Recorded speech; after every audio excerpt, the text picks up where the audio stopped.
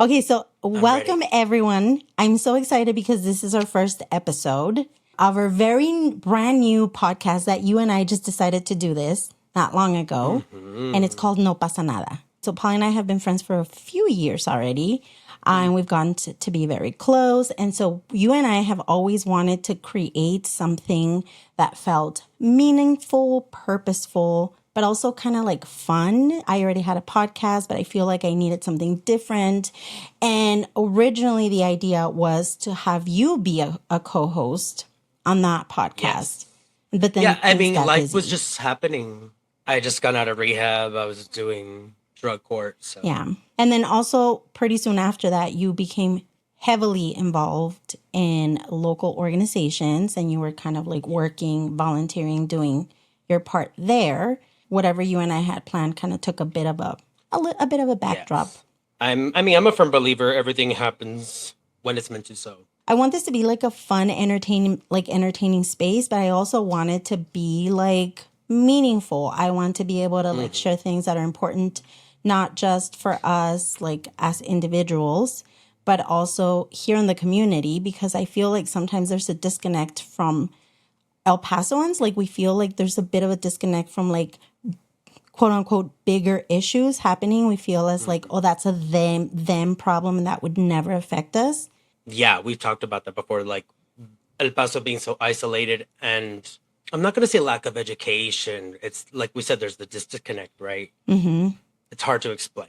Yeah. It's Why do hard to you think that explain. is though? Cuz like so for today's podcast, we want to talk about climate change, which I think that there's definitely more awareness around it now and more people that are at least paying attention. Cue all But the conservatives just logging off. yeah, they're like it's not true. Maybe people who before were like, no, that's, I don't know how much of that is real and how much of that is really just people like making it a bigger problem for some hidden agenda. But I feel like people are definitely paying more attention now.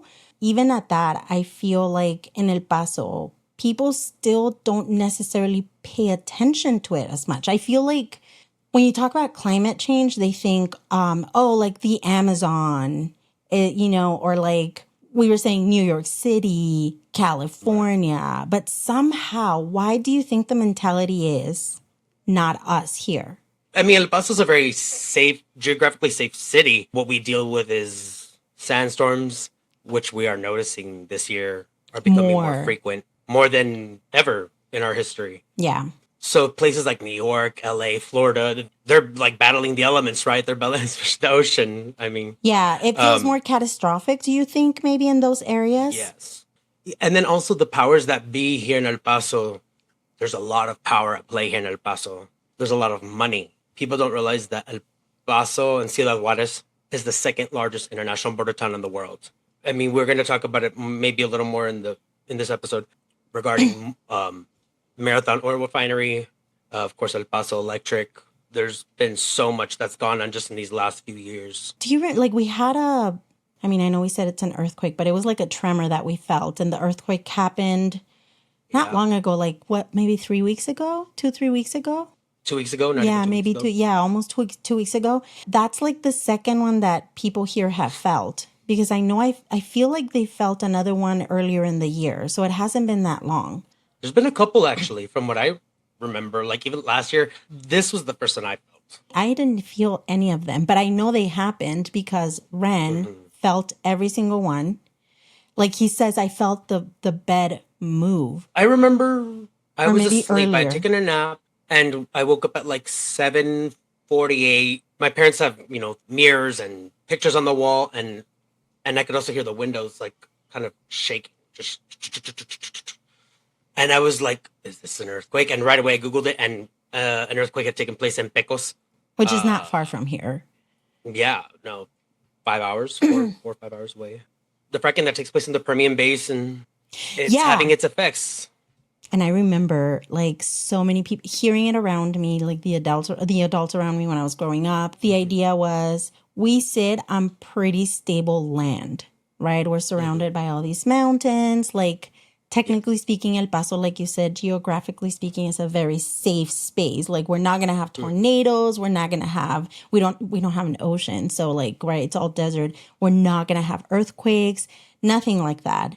And so I honestly don't remember feeling any tremors or hearing of even nearby earthquakes growing up. If it happened, I didn't hear about it. I grew up in Anthony.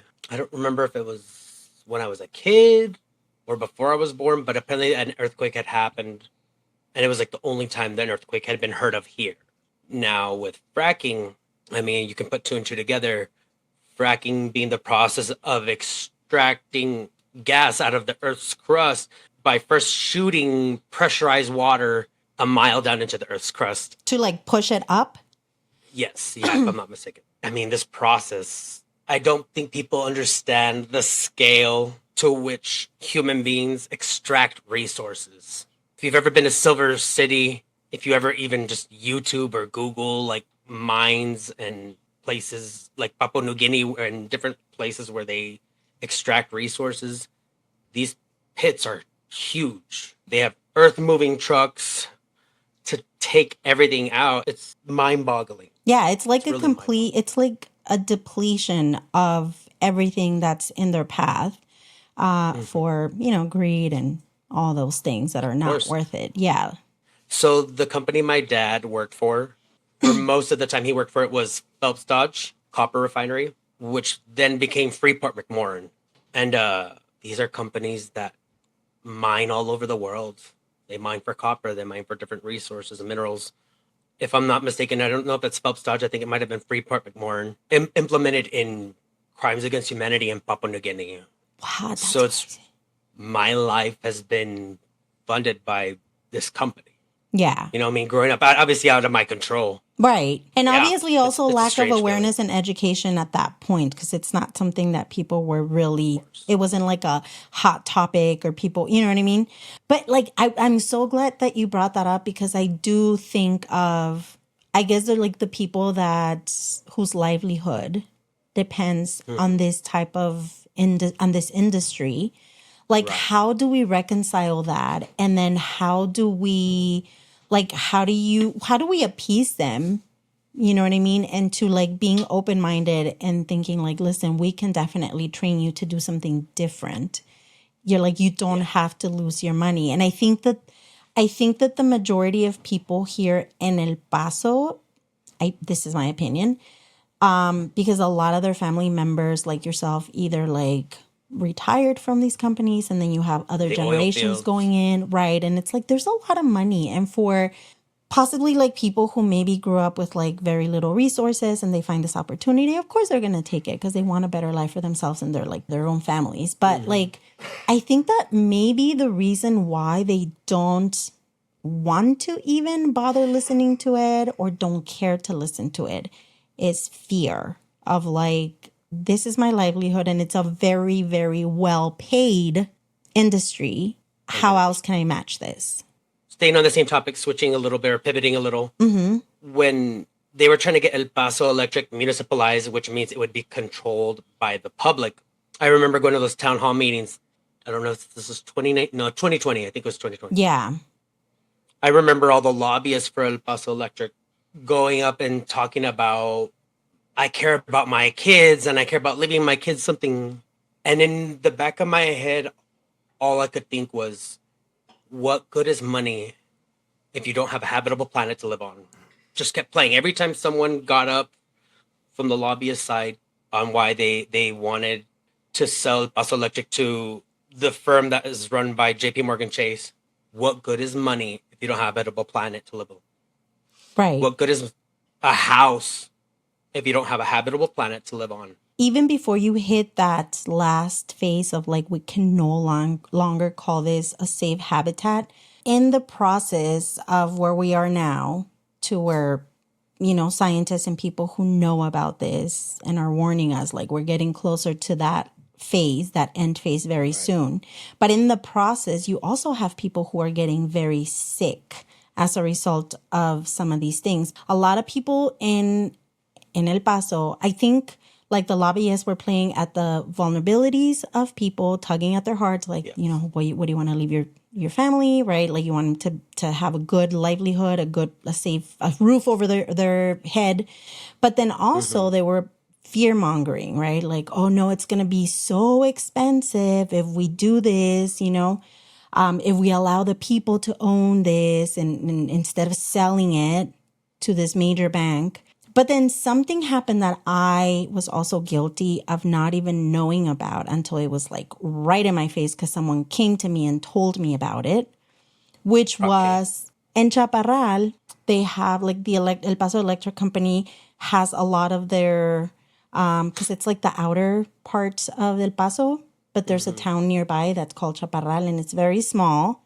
They were receiving all this like waste that was being pumped out into the atmosphere, into the environment by like generators maybe or things. But they were like pumping, I can't remember. I think that they're generators. But anyway, they were pumping out all this awful like toxic waste into the environment without warning. Any regulations? Yeah, like no regulations. They weren't warning people about it. They weren't even trying to like minimize it. It was just constant pollution, right? And a lot of the people there got very, very sick as a result of this. And so there was a local organization, which now I think it's called Project Amanecer. And they were doing great things. Yeah, they're one of the I guess local smaller groups, which they've gained traction too. They've gained a lot of traction since then. But they really have. They've been very consistent. Yeah. People in the community, I don't know if you feel this way, also like that disconnect between El Paso and Chaparral. Oh, Chaparral is so far away, right? Like it's fun. It's right here. I know, but it feels to a lot of people like in the city, like the main areas, like, oh, you don't hear about what's happening there. It's not affecting me, but it is. We're all sharing the same, atmosphere, the same air. Michael Escoto, he's one of the, I don't know if he's one of the founders, but definitely one of the main people that helps run Project Amanecer. It's interesting. You mentioned the whole thing with jobs, right? And job security. When the topic of the Green New Deal was brought up, there was so much pushback, right? People like concerned about their jobs. I remember hearing from the Green Party and progressives, we need a World War II style like launch into investing into renewable energy. And another thing that is controversial is electric cars, the batteries on electric cars, the batteries in our phones, lithium, cobalt. Congo right now, the Democratic Republic of Congo, they're also facing a genocide. Millions of people and women and children and men forced to work in these cobalt mines. And cobalt is toxic, but they are forced to have to dig with their hands and tools and no protection, no regulations. Protection. I've seen itty babies, toddlers with their parents Holding or even doing it cobalt themselves. Yeah. And that's super toxic, right? And so like, yes. I was watching something on YouTube recently about like electric cars, like kind of like, obviously like the next big thing is electric cars. Like we want everybody to have electric cars because it's less pollution and all of that. But then nobody thinks at that cost. Yeah, but nobody thinks about the batteries. And I saw that China actually has developed electric cars that don't use any of that for their batteries. And it's like, it can be done. It can be done. This is the willingness. Yeah. The willingness of our government and the corporations that our government allows to go into these countries to extract their resources. I mean, we can totally get into that, and maybe we can, I guess, for a quick minute, right?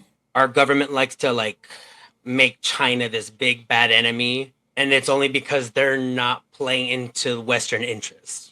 Yeah, because they are a powerhouse. I mean, you can feel however you want about China. That's fine. Like, I'm not here to like advocate for them or throw shade on them. I'm just saying, like, factually speaking, if you see like the stuff that they're doing, they're extremely advanced. They're going up, at least when it comes to this, for instance, like we're talking about, they're doing it the right way. And I heard that, or at least I feel like that's what the conclusion that I came to from what I was hearing, that kind of like the reason why they were able to do this and take their time and be intentional with it, I guess, and make sure that they pumped out a product that was efficient and it met the standards that consumers are going to need, but also like environmentally speaking, right? Like that they did their part, is because they didn't mind playing the long game. Like essentially, like we're going to make an efficient, good quality product. And also, not only are they taking their time building this, but it's quite affordable, Paul. I shall not mention this man's name because I despise him, but the one with the electric car that looks like a freaking fire dump truck. that even the smaller models, like the car, the 4-door Have you ever been car. on the inside of one of those? I have not, and I plan on never. They fucking suck. Well, the outside is horrendous. I've not been in the cyber ugly thing. I've been in just a regular. Oh, okay, like the car. It was like an Uber, Yeah. and I was like, Those go over $30,000. Over, right? easily. Yeah. But I think it's more. If you're in one, I don't understand why. Why?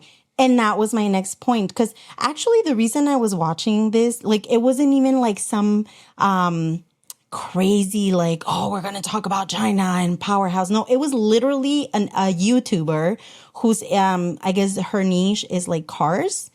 And so she goes all over the world looking at like what's coming out in that like vehicle industry. So like there were a bunch of people there and like, of course she was like enjoying all of them.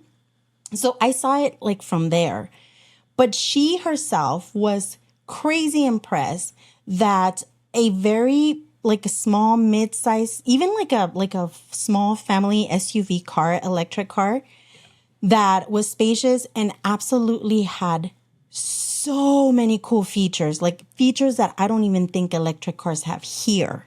And the most expensive one at that fair, right, at that car show that she was at, was like $25,000. SUV. The smaller cars, a lot of them were under $15,000. So it's like, it can be done. It's just going to take time. Just the willingness. Yeah, it's the willingness. It's going to take time. Of our government. And yes, and also like that idea of like, I'm going to make something that's going to look semi-cool and like different for consumers. And then I'm going to charge them $100,000 for it. That's ridiculous. Have you seen those clips of China and Japan? They're living in 2050. And that's not what it is. Yeah. It's that all of our taxes go to endless war. Yeah. And crap we don't use and don't need as our military citizens. Budget is overinflated. The next 10 or 12 major countries, their military budgets all combined don't even match ours. It's not that China and Japan are living in 2050. It's that our government and our world, and particularly our government, and the corporations in our government and in our country are run by greedy psychopaths. Yeah.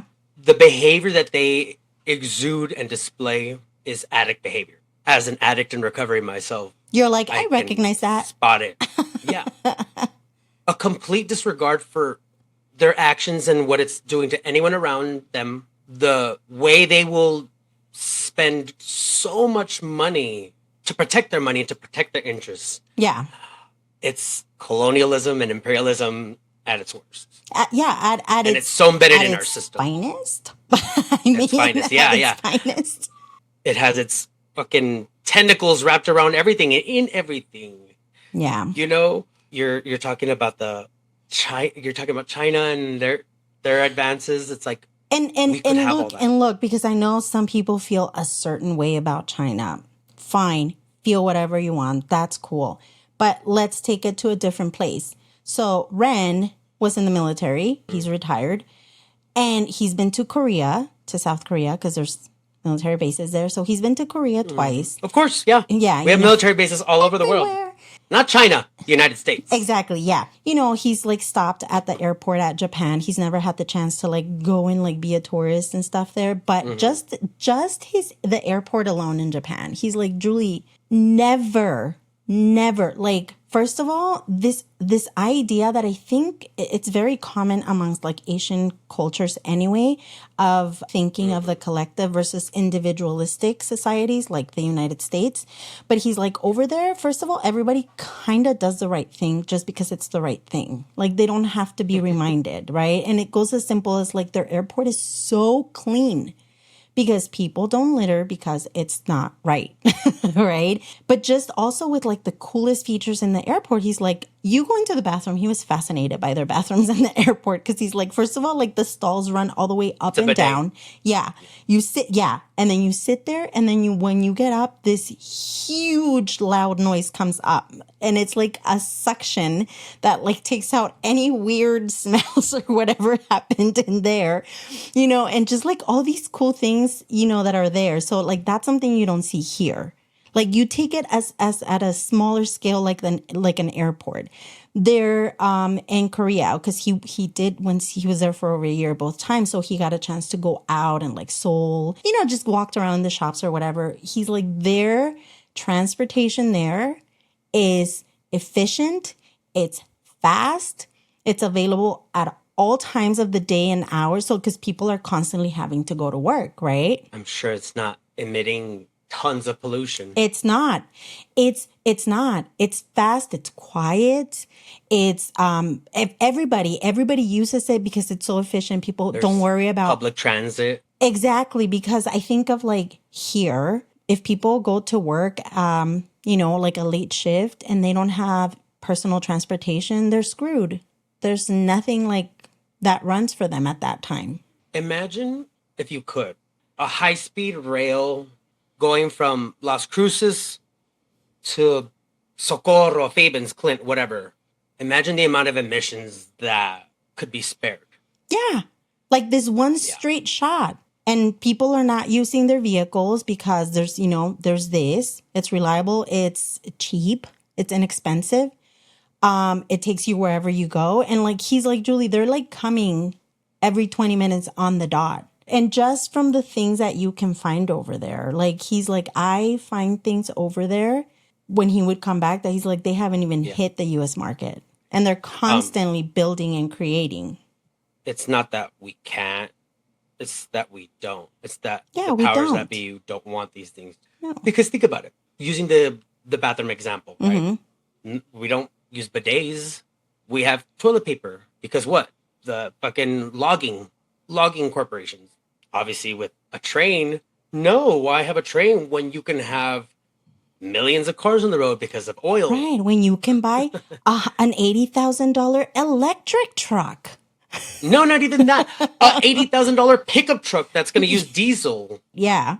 I don't know if you've seen the show Landman, Billy Bob Thornton. I haven't. I have to. I have It's on seen it, but I Paramount. haven't watched. Oh, okay. It's great. It takes place in Midland. I really like it. It's really well written. It's pretty well acted. There's a lawyer for the corporation that goes to like the site where he's at, and she's kind of like grilling him about oil and how bad it is. And then he talks about the windmills, right? That produce electricity. Yeah. He talks about how much oil it takes and gas it takes to get them all the parts together. How much oil it takes to keep that machine running, how hypocritical it is, right? Mm-hmm. The idea of renewable energy. But that's just one avenue of renewable energy. I can't help but think of our ancestors, these ancient civilizations that somehow got around.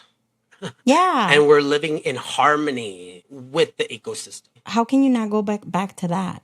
I can't help but think thousands of years from now, whatever next breed of creature, human being comes along, and they start to dig up things that we built. And like when they'll come to a point and discover, oh, this civilization killed themselves. They destroyed their environment. What was available to us? Because we're not saying you can't retrieve and utilize resources that are found. What we're saying is don't exploit it.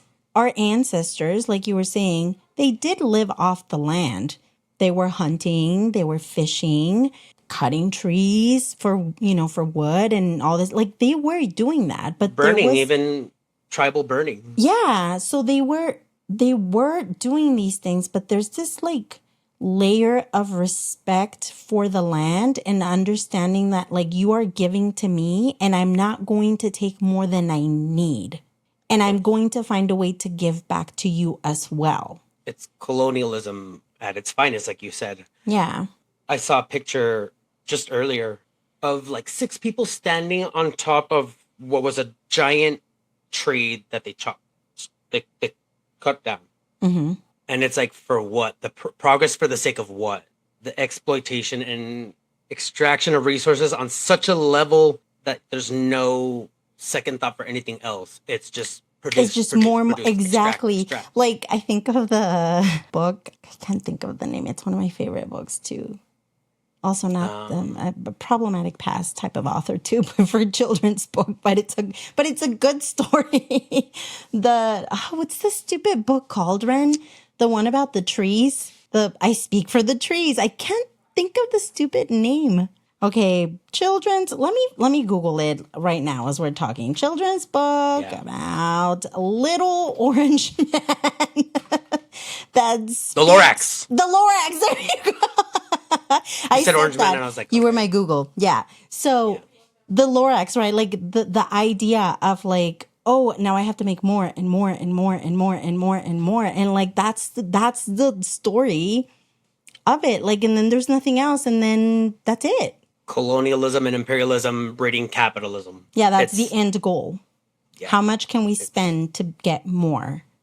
To continue spending. The Industrial Revolution, right? Yeah. Yeah. And just this incessant need that has been drilled into our lives, right?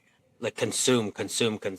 Yeah, it's true. And like, obviously, like I'm aware of how I am a part of the problem as well in many areas of my life. Like we're not saying this, like pointing the finger at somebody and like, it's like we all have grown up in this. This is what we know. Its roots are entrenched in everything.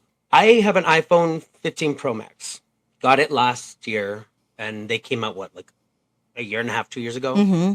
And immediately there's already an i16. iPhone 16. The phone I had before this one was from 2020. The idea that there's this void within me that I need to buy another phone and another phone and another phone, like, it's ridiculous. It's pointless. Just because it's new. Especially after learning about what's going on in the Congo. I had a hard time moving on to a new phone after that. And then this is like where I feel like, okay, how do we close the gap? How do we fix this? Because we are entirely reliant on these things. If I'm not mistaken, I want to say, don't quote me on this, but I saw a story recently. I don't recall if it was the country of the Congo that actually took out a lawsuit against big tech. I don't know if it was Apple specifically or... I think for sure Apple was a part of it, I think. Yeah. Yes, yeah, because they talk about like, oh, we practice fair trade practices. And it's not true. It's not true because, of course, it's money. How can we exploit cheap labor? Colonialism. So we don't care about black and brown poor people. No. If we get what we need, that's all that matters. And that's in every facet of our lives. I'm going to just warn people that that's something I'm going to point out every chance I get. Because it's entrenched in everything around us and our system. You mentioned right now, Julie, you're like, how am I contributing to the problem? It's like, how can we not? Yeah, that's what I'm saying. Like, we are so reliant on it. Because, like, even in order to stay informed, like, isn't this the irony? To stay informed so we can stay involved, so we can do our part to bring awareness to these things happening. And yet we rely on this to be able to keep us informed, to keep us in the know, right? So it's like, okay, this is our life. We can't deny it. There is good to having that level of information at our fingertips because we can do a lot of good with it, right? But it's a double-edged sword. Yeah. But now it's like, okay, well, now it's up to governments and these companies to just go about it the right way. Have morals, regulations that you are strict with, standards. Like, you know what I mean? Like that would solve so much of The the white man will problem. never allow that. And that's what's so sad about that. Yeah. Which brings me to this, because it's both hilarious and yet enraging and confusing when it happened.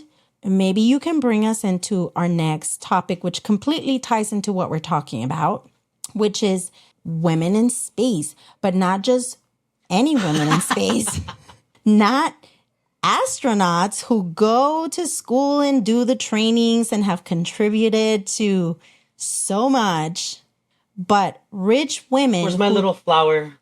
Please, please reenact that. My little flower. And with the hair. No, wait, the hair was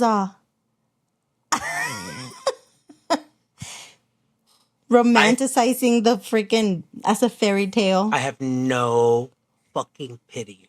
People are like, why is everyone so mad at her? I'm like, how tone deaf. How out of touch. How out of touch. Yeah. How out of touch. How fucking out of touch do you have to be? All of them. All of them. Because I see a lot of problems here, and I kind of want to hear your take on all. Like, so much of what they did is wrong, in my opinion. Again, you can think whatever you want, but I think it was ridiculous. It was a waste of time. It was embarrassing. Some of the things that happened that I think about were, okay, number one, this not long ago was the current administration. They're still doing it, but like the big headlights were that they were doing everything to remove actual women astronauts, to remove their stories and even their pictures from like the NASA websites. Because you know how all of a sudden freaking these MAGA people are so freaking, I don't know why they hate inclusivity and equality. So all these DEI initiatives that were like set in place for so many agencies and companies and departments and just in general, right? Because people wanted to have equal opportunities and have inclusion within their businesses or departments. But they started to remove all of those and roll them back. And one of the things that it affected was NASA and women astronauts that this is their career. Like, this is what they've done, right? Were coming out to say, my picture and my story is no longer available on the website. Yeah, like look at the movie Hidden Figures with Taraji P. Henson. I think Janelle Monáe's in it. Women of color back in the day that were writing code, right? Which is like stacks of stuff. Without this technology we have today. Without technology. It was all exactly. Writing and thinking and collaborating. Yeah. It goes beyond MAGA. It goes beyond, because I'm going to let people know there's MAGA and then there's blue MAGA. Yeah. There's two. There's the they're two. Both the same. Different color, different facade, but they're both the same. The same level of depravity, the same level of they're sycophants, right? Yeah. They're like willing to die for this idea in their heads. It drives me crazy that people have any faith in either major party. Yeah. No, I do. I completely agree. And I reference MAGA because it is like the one that started to... I love the way you say it, MAGA. MAGA. Because they're the ones that were actively and are still actively in the open rolling these things out, right? And it is the current administration, right. And we should be able to say and have, criticism, good or bad, of whatever job they're doing. But they removed these women astronauts, like their stories, and they were like, what's going on? So in the middle of that happening, while also we're all witnessing a genocide in the Congo, in Palestine. Congo, very directly related to the Sudan. explosion. Yeah, exactly. The resources that are being taken out and like this depletion of the earth, right? And we're witnessing people on the street. We're people hungry. The economy is starting to crumble. All these horrible things are happening, chaotic everywhere. And then they decide. Do you know what'd be a really good idea?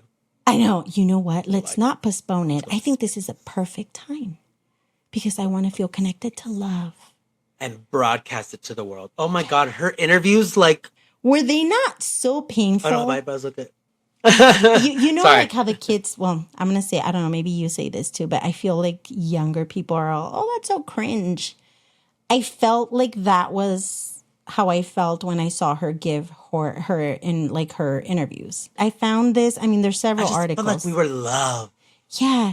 And no, and then It she was said in order to step out, no, you have to go to space or something like that to feel love. And I'm like, what?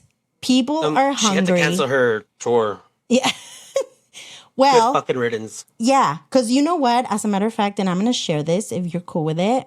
So the title, it says, Katy Perry has become an internet a laughingstock post Blue Origin, because Blue Origin was, The company or whatever the or fuck they are. whatever, I don't even know. But Isn't Blue only, Origin owned by Jeff Bezos? well, wasn't his, is she married to him now? I don't know if she's still his fiance or married to him now. But this is Where's Katy. Luigi Mangione when you need him? Oh my gosh, did you hear? So I'm going to I'm going to interrupt this for a little bit because you just mentioned him. That I think California is trying to, I don't want to give the wrong info, but I think they're trying to create, I don't know if it's like legislation or something based on, that's going to be named after him, where I think it's going to put some type of limitations on health insurances. But again, like I just kind of saw it in passing and I don't want to give you guys the wrong info. Maybe we can look it up right now.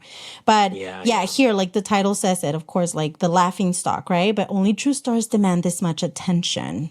I guess her music also hasn't been hitting as well.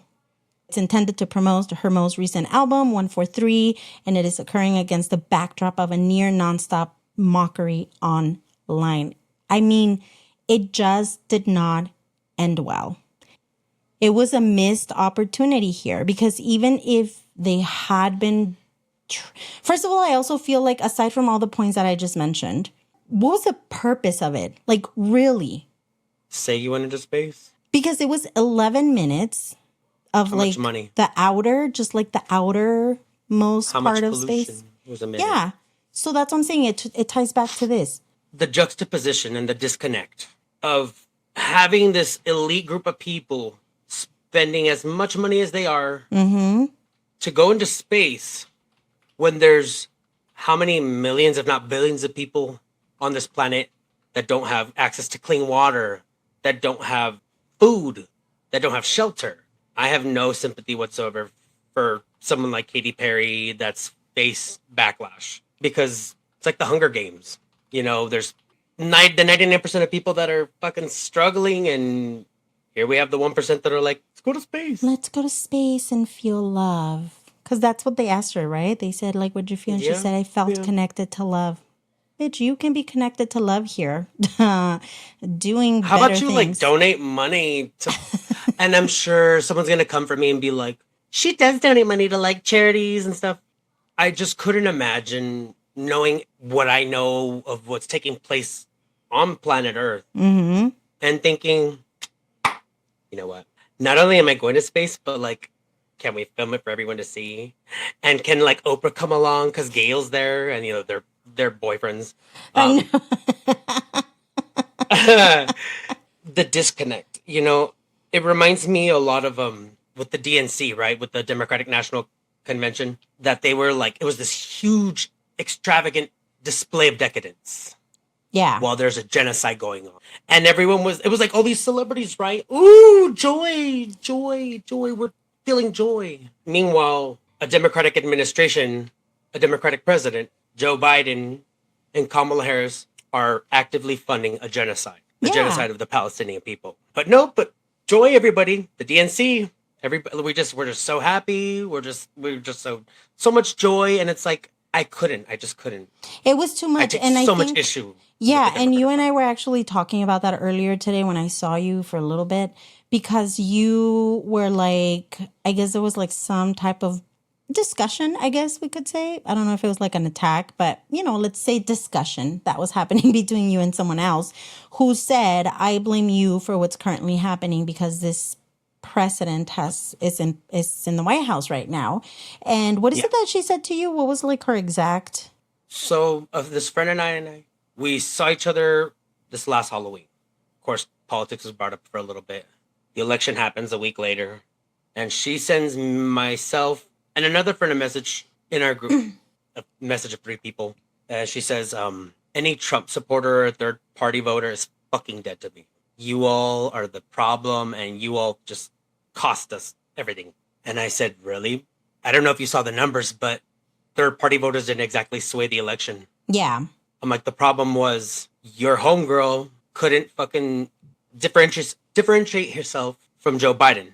She said she wasn't going to change anything. She was going to keep funding Israel because Israel had a right to defend itself. Yeah, and people were waking up, completely tuned in to news live as they were happening over there.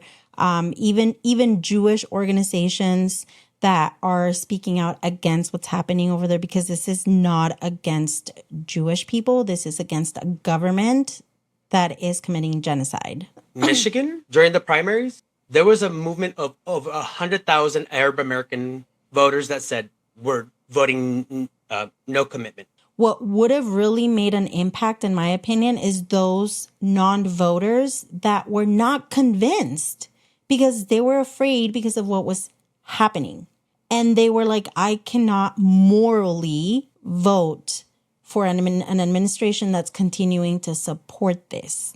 If you watch any interviews from like Democracy Now, Breaking Points, these are independent media. Which you should sources. Definitely, if you're listening to this or watching this, you should check them out because they're not biased, they're high factuality, and they just report the news as they are. And if they are biased, it's towards the truth.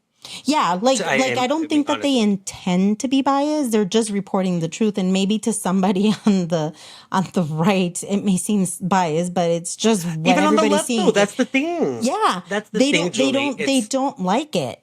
Neoliberals are just as bad as neoconservatives. The idea that it's my fault, a third party voter, that Kamala Harris lost the election, not that she was adamant on continuing to fund a genocide of the Palestinian people, not that she didn't have any policy when she was anointed.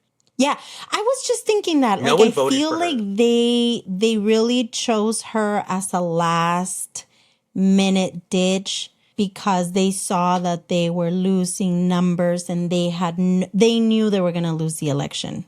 They knew they were going to lose it, and they said, "What can we do to get people all excited? First woman president, and she's black. It hits all the boxes." In my opinion, I think that's what happened. It was like a last minute effort to try and pull in those numbers, but they miscalculated. I'm going to go an extra step further and say it's more nefarious because Democrats don't care if Republicans win. Because when Republicans win and Republicans are in power, Democrats get to shift the blame. True. Democrats get to say, look, it's them. They're the ones creating the problems. They're the monsters. But when Democrats are in power, they never deliver. They had the House not long ago. They had it. The House, the Senate. They had the numbers. They had the presidency. So I feel like what happens based on what they were saying, and a lot of us knew when this new presidency was going to come in. If you're warning us, if he wins, this is going to happen. If he wins, this is going to happen. Why not make That's what they ran on, Julie. Yeah, that's what I'm saying. Why? We're not him. We're not the other guy. Yeah, and also in the meantime, why not do something to ensure that you mean business and do something while you're there? Like nothing was happening.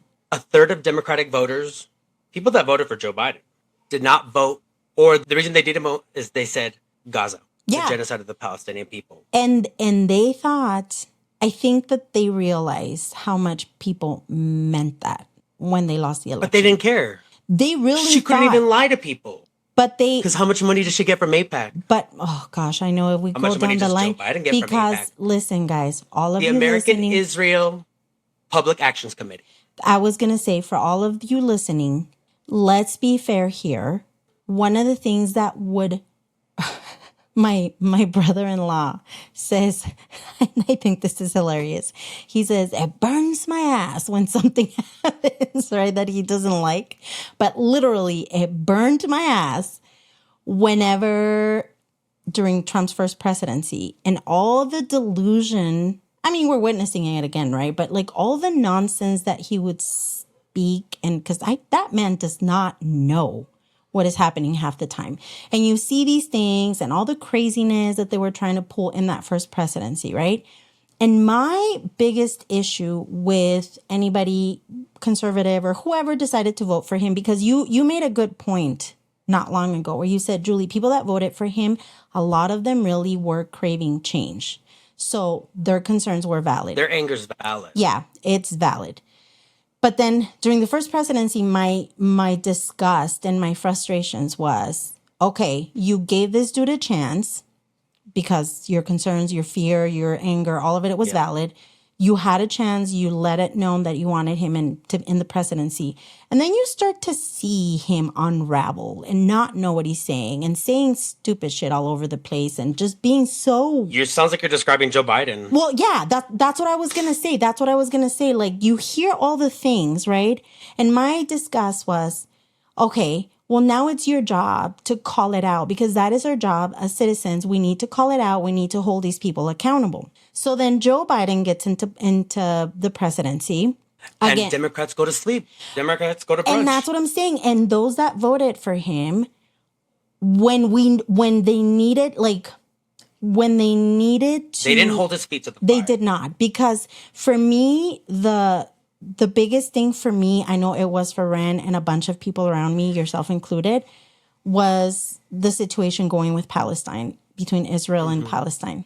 And at that moment, I was like, okay, well, it doesn't matter who voted for him. And it doesn't matter when, like, what he's doing is wrong. He's standing for something that's wrong. And I think it's wrong. And I criticized it. And I was not okay with it. And I could not vote for him for that reason. My conscience, right?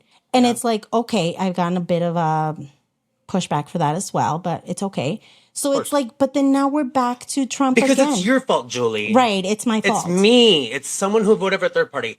It's not the Democratic Party who never delivers for the people. Yeah. It's not the Democratic Party who's beholden to their mega donors. We have to be honest and look. Kamala Harris had more billionaire donors than Donald Trump. I pointed that out to someone, and this is someone who, like, I kind of liked romantically. And then he said his rationalizing for her having more billionaire donors, I was like, that was the last time I saw that person. I am enraged right now at the current administration because it is billionaires taking control. But if Kamala would have gotten in, nobody would have mentioned that. Democrats. Nobody would have mentioned that fact because it would have been masked by... oh, cool, and I'm talking to people and like you know what I mean? Like I'm such a cool politician. But you're right. If people look at the history of all of these politicians, I don't care if they're Republican or Democrat, they are influenced by money. All of them. And so we're Citizens back. United, yeah. Yeah, so I feel like we're back where...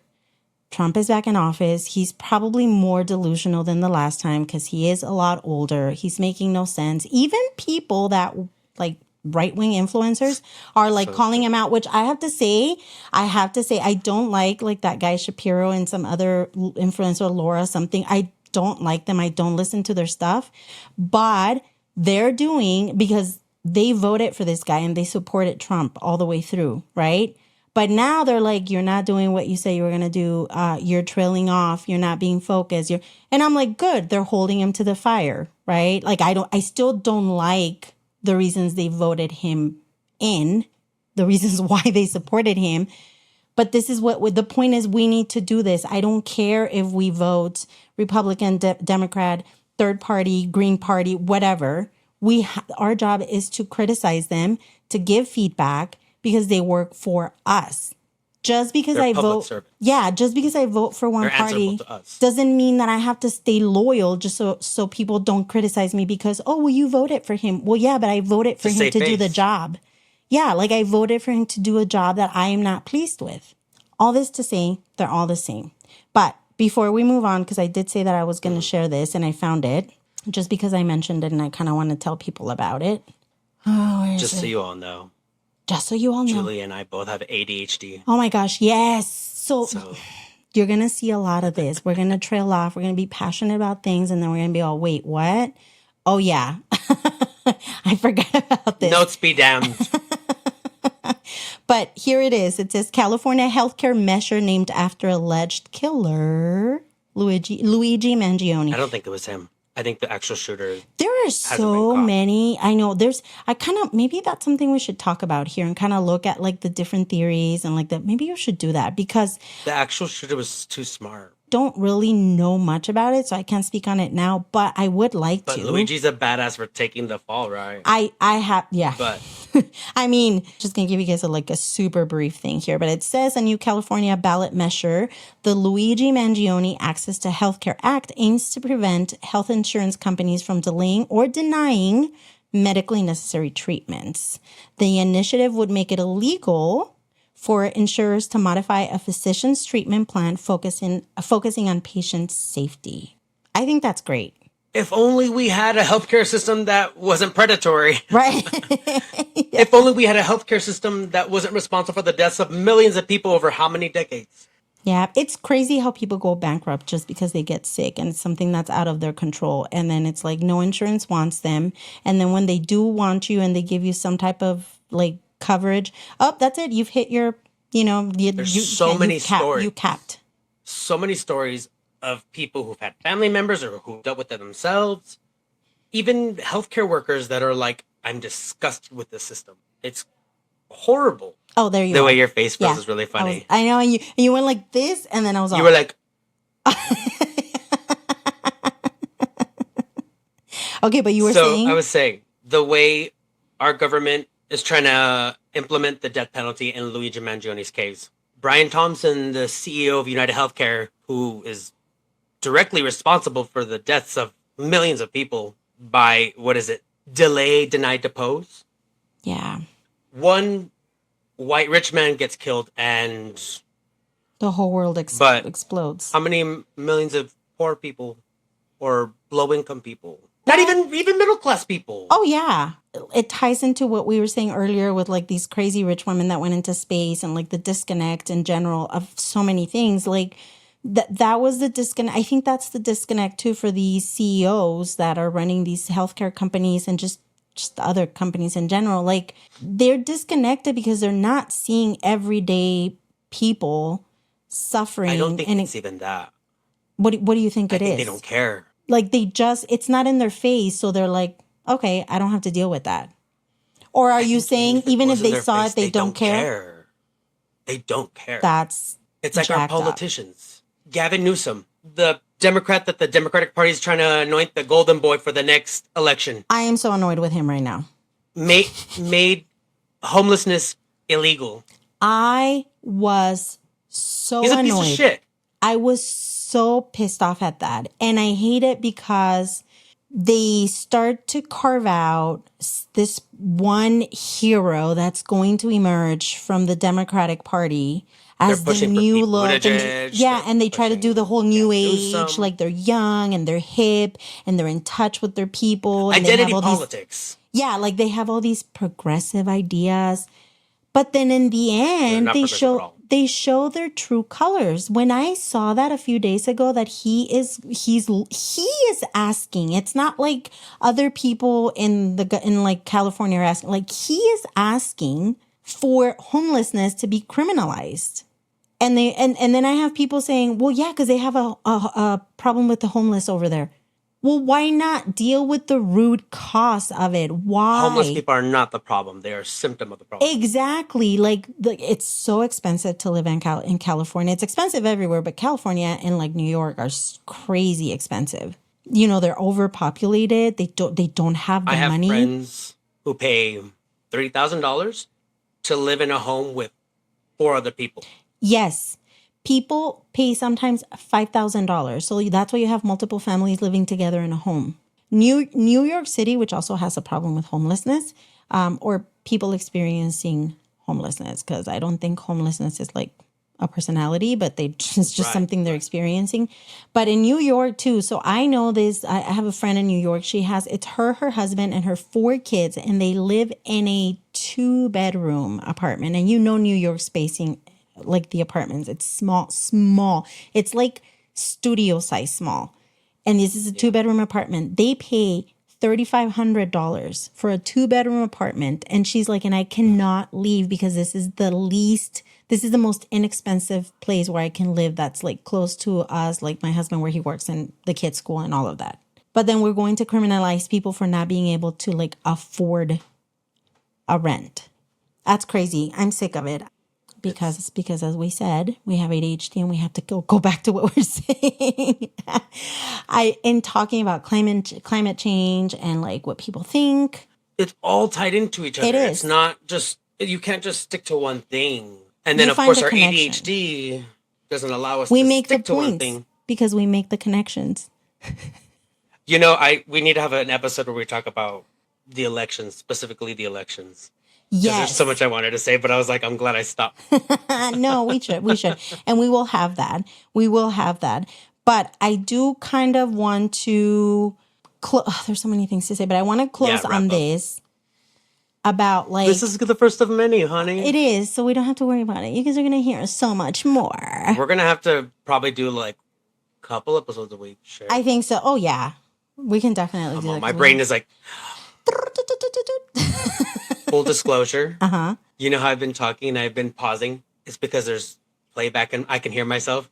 So I'm like, do you know how having to gather my thoughts. Oh my gosh, that threw me off when I first started doing like podcasting. It threw me off. Yeah. Because it's like I already have so many racing thoughts happening. And then it's like my voice and the echo. Shut up. Yeah, and it's like, wait, oh no, that's me. Wait, but what? That's not a thought. That's something I'm hearing in the moment. I know it's crazy, and it does take a little bit, but you'll get used to it. I promise. I hope so. But Practice. but no, like this whole time I'm like, if you've heard me or if you've seen me, I'm all right. But you know what? It didn't look weird. It didn't look like off or anything. You're so sweet. No, it didn't. It really didn't. I've been drinking this tea this whole night. What is I'm that? gonna plug my friend Valerie. Yeah, what is it? So my friend Valerie Rivas, Uh-huh. beautiful person. She's a healer and an herbalist. Oh, okay. On Instagram, her page is called Aquí Nos Cuidamos. She makes different herbs and teas. This one is called Ancient Healers, which she gave to me as a gift. I didn't give myself that credence, right? With my job, I work at an opioid crisis center. I work in recovery. I'm an addict in recovery. And when she gave that to me, my like heart was just I wanted to explode. that she could see that and was like, here, this is for you. Take care of yourself. So yeah, Aquí Nos Cuidamos. My friend Valerie, herbalist. Thank you, Valerie. Yes, maybe we could have her on, or I don't know if she'd be interested in. If she is, I'd be willing to, because that's something that I was also thinking about. You and I talked about it. Like, We talked about this. yeah, like Local businesses and people here in El Paso. Like yeah, plugging and them a little bit. yeah, because we need to support our people, right? And like our local economy, and Yes. and also especially when people are doing something like that, where it's like helping you heal and feel zen and connect, feel connected. That's so important, because we're all so disconnected. We're so all over the place, Paul. Talking about everything that we talked about, right? Mm-hmm. In Congo, Palestine, Chaparral. We are all connected. And what happens to one group of people, even around the world, affects us. Yes. And that's why we should care. Yeah. Because- We are connected. It's like in the forest. When a tree gets cut down right, the mycelium and the roots and the root network in the ground, they communicate with each other and Yes. keep each other going. And it's the same with us. And that's If you don't care about the people on the street here in El Paso, I just don't know. I don't know this, we could talk, we didn't talk about it yet, but FitFam, right? The posts that they post and the comments and the shrewdness and the complete lack of compassion and empathy. At the same time, people showing compassion and empathy, but it's this like, it's either or. It's very There's extreme. no in between. The difference There's no in is between. very, very, very stark, very extreme. Yes. if you think about it, all this hate and the lack of empathy and compassion comes from people who are behind a keyboard. I People are in mean, pain. and that too, like someone told me a long Unprocessed pain. yeah, a lot of Unprocessed trauma. someone told me once, like anger issues, somebody who struggles with a lot of hate and anger in their hearts, in their spirit, in their soul, it's because they're a very hurt Has no individual. self-love. Yeah, they're a very hurt individual. And it's like you said, unprocessed, right? And so obviously I have to I have to put this blame on someone. Yes. Because then having to be honest with yourself about, did I play a role in this? Did I cause Too this? much. Too much. I don't want to do it. So I'm going to blame everyone. I had a session with one of my participants this morning. He's at a treatment center. And he was telling me there's someone there who was at the treatment center when he was there a couple years ago. Mm-hmm. And this participant of mine was working out, just starting to work out. And this other person started to make fun of him and criticize him. And I was like, in my head, I was like, oh, he's projecting. Yeah. He's miserable. And this person had the Los huevos. the huevos. Had the fucking huevos to tell my participant, oh, you haven't changed at all. And in my head, I had thought that I was like, no, participant, this person is miserable and they're projecting their misery. Yeah, they're looking. Because You no were one the who perfect. isn't miserable feels the need to say that to someone. Yeah, like how weird that you just out of the blue have the need to say that to someone. That's weird. I'm so grateful for recovery. I'm grateful for everything I've gone through because I catch myself. It doesn't happen too often nowadays. Yes. But every now and then, when I have a thought that comes into my head about someone, I catch myself and I say, what is it that's within me that this person's bringing that out? Because it could be someone not bothering me. And why am I feeling some the kind need of to way. criticize or Yeah. judge? No, I know. It's always that. It's like, what do I see about myself that I hate in them? It's the mirror. Yeah. Or like also like, maybe I think I'm helping, but are they ready to accept this? And it's also unsolicited advice. So if I'm not being asked about it, just hush. Don't say a word. Nothing. But Oh my God, that's another so topic. glad. That's a whole episode. That's a whole other episode. But I'm glad that you're talking about this empathy, caring, right? Our connection with all of it, because I do want to close on that. And I'm glad you brought it up, because I know that maybe people listening to this walk away and still don't care about climate change. But maybe some are like, you know what, maybe I should pay more attention, and like they start looking into it, and then it can feel overwhelming and scary. I think once you start learning, the initial feelings are like fear and frustration and like desperation even, right? But there are things that we can do. And I think that if we collectively make it a point to focus on and our energy on doing some of these things, we can do that. And some of those things are definitely get involved with local organizations, which we said Project Amanecer here in El Paso is one of them that's doing amazing work. You can find them on Facebook and Instagram as Project Amanecer, correct? And they're always looking for volunteers, always. So you can go to a meeting, you can get trained in what they're doing, you can learn about it, and you can get involved. So that's definitely one of like the most immediate, direct type of actions you can take locally. Stay involved, voting. If not at the federal level, At the local level. I would say please vote locally for sure. If you're like tired of like bigger campaigns or bigger like voting races and stuff, just the political races, don't worry, do it locally. City planning issues for sure. Please, we're a desert city. We need to be conserving our water. So being mindful of how we use it, right? And this is probably let's not build another 20, 30 car washes, please. everywhere in the city. One that I think is super important, and I think that this is for everyone, a lot of people don't realize that there's a lot of activism around protecting the earth with indigenous-led and protection efforts. So I'm sure that you can find one in your area, look it up, see how you can get involved, support them in any way you can. That's a big one. Because here in El Paso, whether you think it's like a foreign issue or not, like it's not. It's affecting us. We see it in the weather. So as I was saying, get involved. Get involved. Go out to vote. Spread awareness, definitely. And there was something else I wanted to mention. I think I may have covered it all. No, that's it. Oh, yeah. We're going to have at the end of every episode, we had something that Paul came up with, and I thought it was genius. We're going to have pendejas and pendejos moment and chingones moment, right? Yeah. What was your pendejo moment or pendeja moment of the week? My pendeja moment was, this is very serious. A friend of mine relapsed. Mm-hmm. And this is someone who I care deeply for. She messaged me this morning asking me for money, and I didn't even answer that. Just was like, I love you and I want you to be okay.